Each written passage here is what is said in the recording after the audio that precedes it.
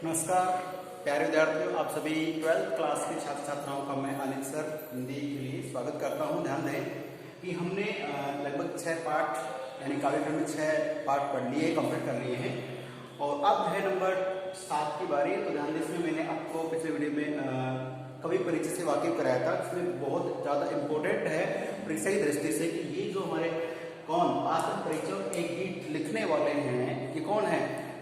Harivansh Rai Bachchan, doctor Harivansh Bachchan हैं। और आप जानते हैं कि ये हमारे बॉलीवुड के सुपरस्टार श्रीमान अमिताभ बच्चन के पिता रहे हैं, तो उनके माध्यम से भी काफ़ी लोग उनको ठीक जानते हैं। ठीक है, ध्यान दें कि इन्होंने इनका जन्म 1907 में मैंने आपको बताया था इलाहाबाद में, और इनकी जो मृत्यु है वो भी वहीं पे है। कब?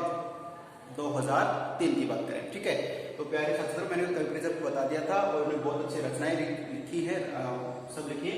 और एक स्पेशल बात है इनके बारे में, वो क्या है कि ये हालावाद के एकमात्र कवि कहे जाते हैं। इस बात ध्यान रखना कि इस तथ्य के अनुसार। ठीक है, बाकी सभी कवियों का अलग अलग क्षेत्र रहता है। तो बात करें कि जो हरिवंश राय बच्चन जो हैं, कवि परिचय पढ़ चुके हैं और अब पढ़ना है इनका आत्म परिचय। ये जो कविता है, कविता का एक भाग है, हमारा पहला एक पॉइंट चल रहा है, ये कहाँ से है?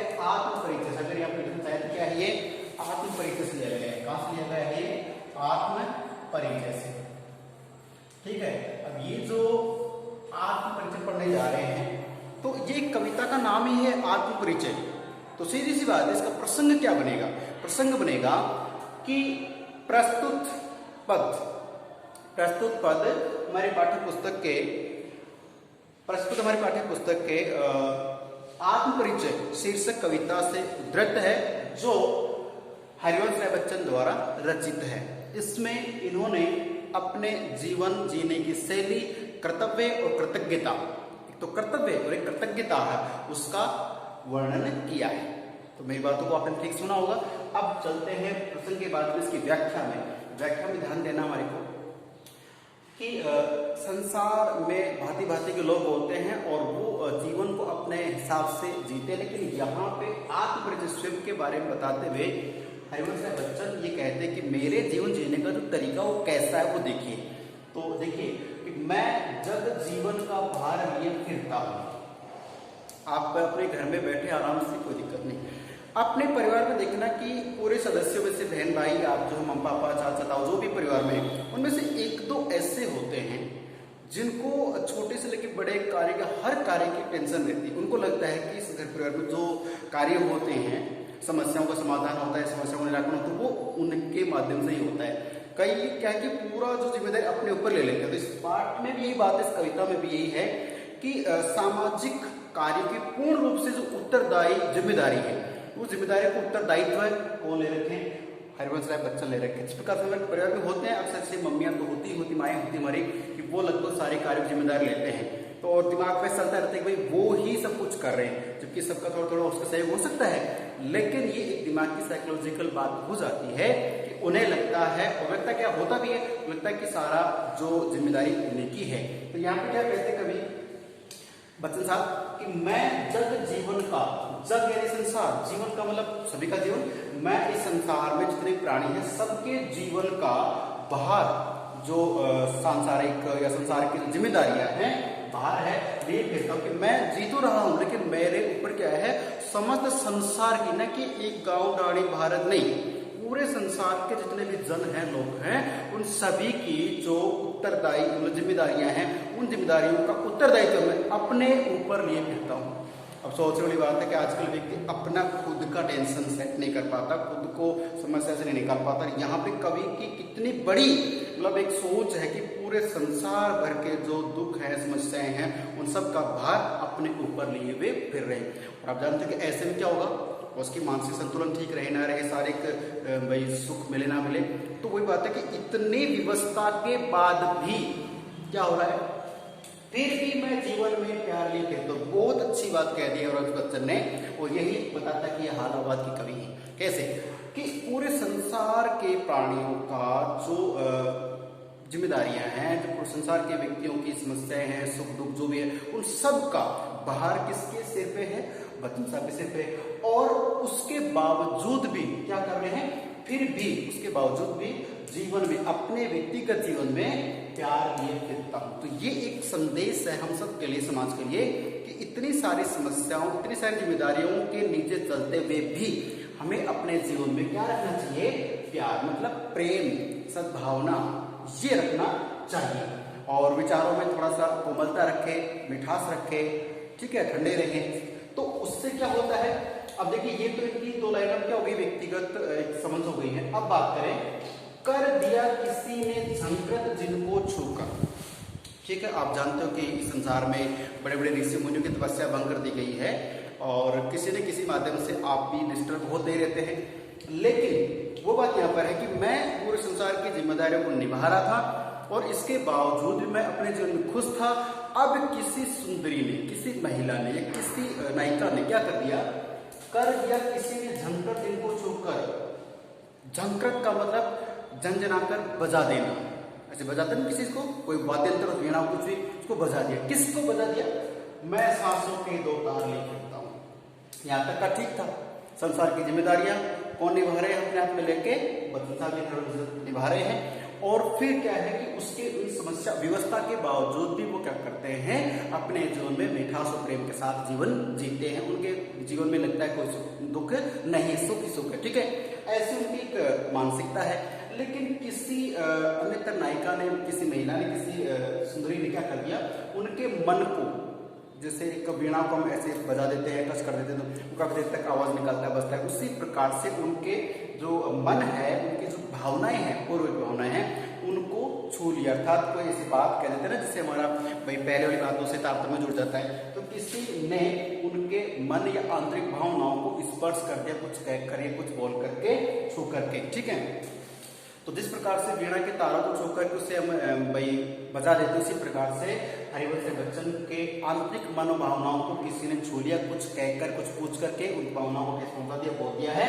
चलिए, तो ऐसे में तो मैं सांसों के दो तार ले फिरता हूं। सांसों के दो तार, तो ये कहे कि जैसे कोई तार रूपी कोई वीणा होती है, वीणा होती है ना बजाने की, तो सांसों के दो तार, तो मैं सांसों बोला कि ये जीवन रूपी वीणा, क्या बोलेंगे? सांसों में यहाँ पे आ जाएगा, पूछ लें कि सांसों के दो तार का शाब्दिक करता हूं कि जीवन रूपी वीणा। तो प्यारे बच्चों, आप बोर्ड क्लास के स्टूडेंट्स हैं, इसलिए आपको ध्यान रखना है कि जहां भी मैं कोई आप रूपी बोलेगा तो रूपी ऐसा मतलब नहीं, रूपी से मतलब है रूपक अलंकार।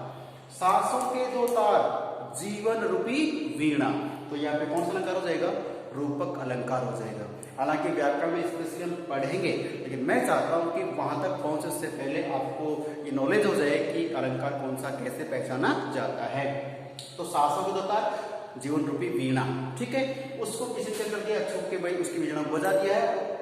उस वीणा को लेकर के वो फिरते रहते, फिरने का मतलब संसार में जीवन यापन कर रहे हैं, जी रहे हैं। ठीक है, अब बात करते हैं, मैं सने सुरा का पान किया करता हूं। अब जानते हैं कि संसार, अब देखिए, संसार की सारी जिम्मेदारियों का उत्तरदायित्व स्वयं पे ले रखा है और फिर भी अपने जीवन में प्यार ले रखा है, प्रेम ले रखा है, सिद्धता के साथ जीवन यापन कर रहे हैं। तो ऐसे व्यक्ति को कभी न कभी कोई ना कोई तो टेंशन या पीड़ा दुख सताता होगा और लोग पता नहीं क्या कहते होंगे। कुछ लोग अच्छा मानते, कुछ लोग बुरा मानते होंगे, है कि नहीं? तो उसी बात को मद्देनजर रखते हुए देखिए कि मैं सने सुरा का पान क्या करता हूँ।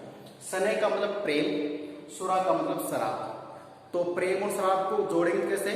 प्रेम रूपी शराब। तो कुछ लोग व्यक्ति से कुछ अपनी थकान दूर करते हैं, कुछ टेंशन दूर करते हैं। तो आप देखते हैं कि लास्ट फाइनल पॉइंट कुछ व्यक्तियों को होता है कि भाई ज्यादा टेंशन में आ गए, कुछ घाटा हो गया, कुछ दिक्कत आ गई, उठाई और पीना शुरू कर देते हैं। तो उन व्यक्तियों की जिसको टेंशन दूर करो, इस प्रकार से हरिवंश बच्चन क्या कहते हैं कि मैं सने सुरा का, कि बाकी लोग नशा करके अपना चिंता से दूर होते हैं या कुछ और करते हैं, लेकिन मैं प्रेम रूपी जो शराब है, प्रेम यानी कि व्यक्तियों से प्रेम, ईश्वर से प्रेम, कि प्रेम रूपी शराब का पान करता हूं।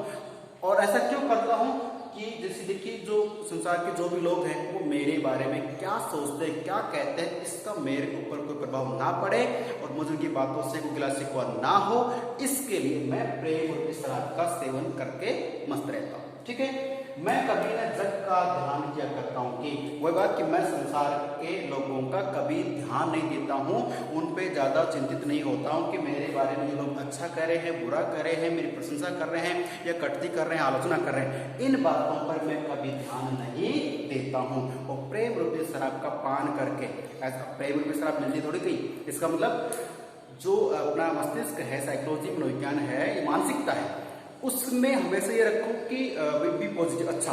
तो ये सबसे क्या करते हैं, प्रेम, और प्रेम का ही पान करते हैं, हमेशा अपने हृदय में, अपने मन में प्रेम को स्थान देते हैं। जग पूछ रहा उनको, जग इन संसार पूछ रहा उनको जो जग की गाते हैं। अब देखिए अच्छी बात यह है कि संसार, जग यानी संसार पूछ रहा, यानी संसार केवल उन लोगों की वाहवाही करता है, उन लोगों को ज्यादा महत्व देता है जो जग की गाते हैं। कहने का मतलब है, जग की गाते एक पंक्ति है, इसका मतलब है कि संसार को अच्छी लगने या संसार के लोगों को अच्छी लगने वाली कोई भी बात है, वो अगर कोई व्यक्ति बोल रहा है तो संसार के लोगों को कोई व्यक्ति अच्छा लगेगा। कहने का मतलब है, जैसे मान लीजिए कि संसार उन्हीं लोगों को ज्यादा महत्व देता है, उन्हीं से बातचीत करता है जो संसार के अनुसार चलते हैं। समझ रहे इस बात को?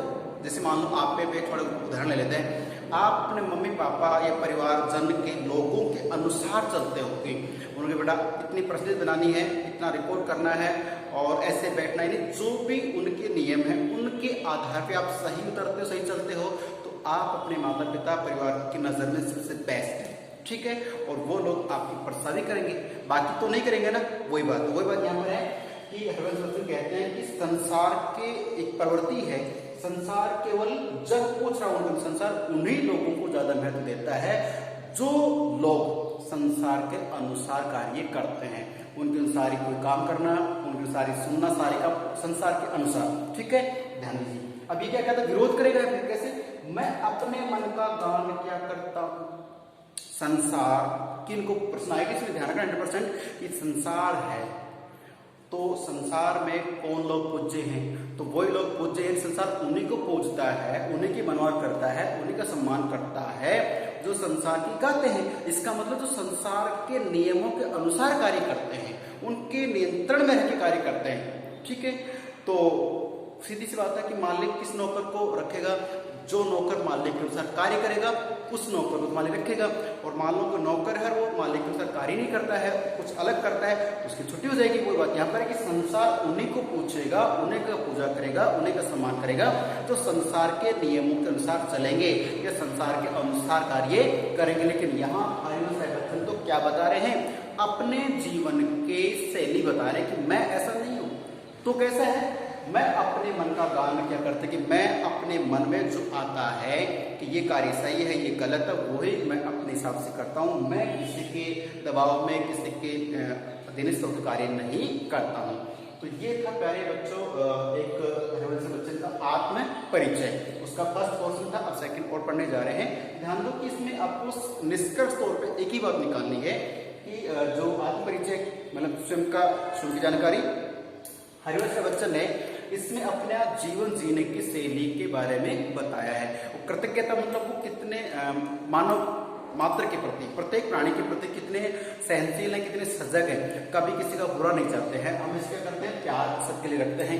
सोचने की बात है कि संसार भर की टेंशन यानी कि सबकी जिम्मेदारी का कर्तव्य निभाना और फिर भी प्रेम अपने हृदय में रखना है।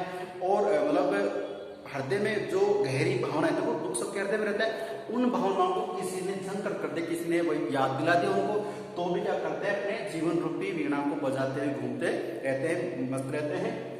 और श्रेय यानी कि जब प्रश्न आएगा कि समय सुरा में कौन सा अलंकार, तो आपको बताना होगा। इसमें रूपक अलंकार है कि शराब यानी कि तो कौन सी शराब, प्रेम रूपी शराब का ही पान करते हैं। तो कैसा भी प्रश्न आ जाए, मेरा ये विश्वास है, यकीन है, इस वीडियो को आप ठीक से चला के देखिए, समझिए और फिर छोटे प्रश्न का उत्तर देने का प्रयास कीजिए। मेरा विश्वास है कि आप सब प्रश्न का उत्तर दे पाएंगे, ठीक है। और प्रश्न में आप लिख देंगे इसमें कि प्रस्तुत पद में हरिवंश राय बच्चन ने अपने आत्म परिचय के माध्यम से जीवन शैली का वर्णन किया, इसी लाइन को लिख देंगे। उसके बाद है कि नंबर 2 पे इस पद में तो क्या है कि रूपक अलंकार, अनुप्रास अलंकार, ठीक है, रूपक अलंकार है, अनुप्रास अलंकार है, इनका तो बार बार जिक्र होता ही रहता है, और भाषा है वो सरल और सुरगम्य है। तो ये 3 बिंदु आप अंत में लिख देंगे। ठीक है, तो अब इसके बाद जो अगला पॉइंट हमारा रहेगा, इसी का शेष भाग आत्म परिचय का वो पढ़ेंगे। ठीक है, नमस्कार, जय हिंद, धन्यवाद।